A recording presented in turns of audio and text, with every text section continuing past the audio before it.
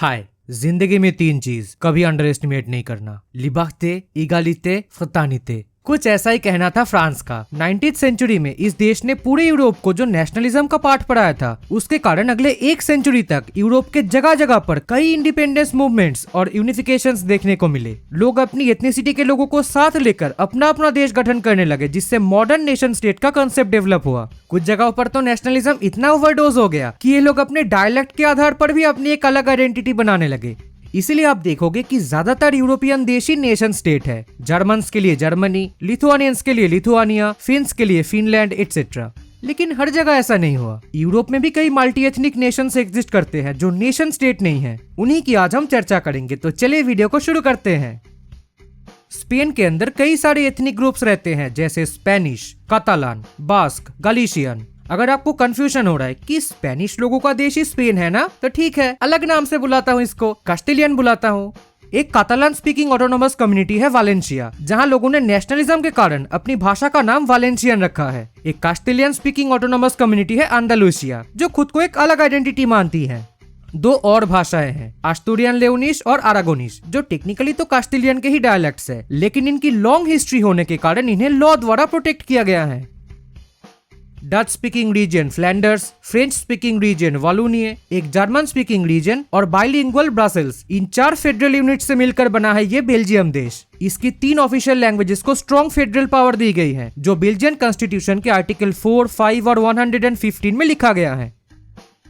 हालांकि English ethnicity की over dominance के कारण बाकी आइडेंटिटीज ऑलमोस्ट लुप्त हो चुकी हैं, पर क्योंकि यूनाइटेड किंगडम 4 कॉन्स्टिट्यूएंट कंट्रीज से बना है, तो यहाँ लिंग्विस्टिक डाइवर्सिटी भी लॉ द्वारा प्रोटेक्टेड है।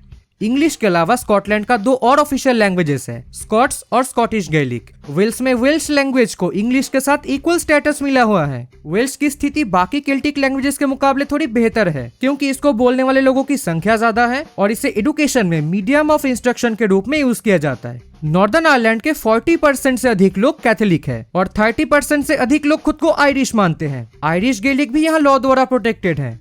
यूनाइटेड किंगडम के अंदर एक और कॉन्स्टिट्यूएंट कंट्री है आइले ऑफ मैन। यहाँ एक समय तक मांस्क लैंग्वेज बोली जाती थी, लेकिन 1974 में इसके लास्ट नेटिव स्पीकर की डेथ के कारण साल 2009 में यूनेस्को ने इसे डेड लैंग्वेज डिक्लेयर कर दिया था। बट गवर्नमेंट की स्ट्रॉन्ग रिवाइवल एफर्ट्स के कारण आज ये लैंग्वेज फिर से जिंदा हो गई है।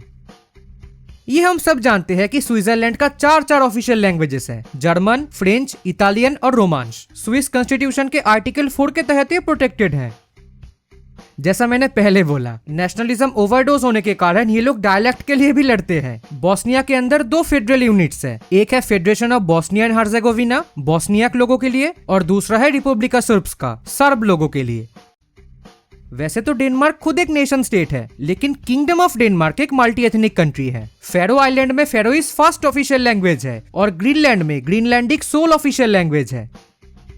वैसे तो इस देश में मैसिडोनियन आइडेंटिटी को ही प्राथमिकता दी जाती है, but it is a multi ethnic state. इस देश की एक खास 20% रूल है, जिसके तहत अन्य भाषाओं को भी रिकॉग्नाइज किया जाता है, जैसे अल्बेनियन को किया गया था 2019 में। हालांकि रशिया एक मल्टी एथनिक कंट्री है, इसके रिपब्लिक्स अपनी अपनी लैंग्वेजेस चूज कर सकते हैं, बट देखो, इस देश को बनाया है रशियंस ने ही, सो एक स्ट्रॉन्ग रशियन आइडेंटिटी एग्जिस्ट करती है इस देश में। ऊपर से सत्ता में है एक right wing United Russia party, तो एक्टिव रूसिफिकेशन चल रही है इस देश के अंदर। तो ये थी आज का वीडियो। उम्मीद करता हूँ आप सबको ये वीडियो पसंद आएगी। Thanks for watching.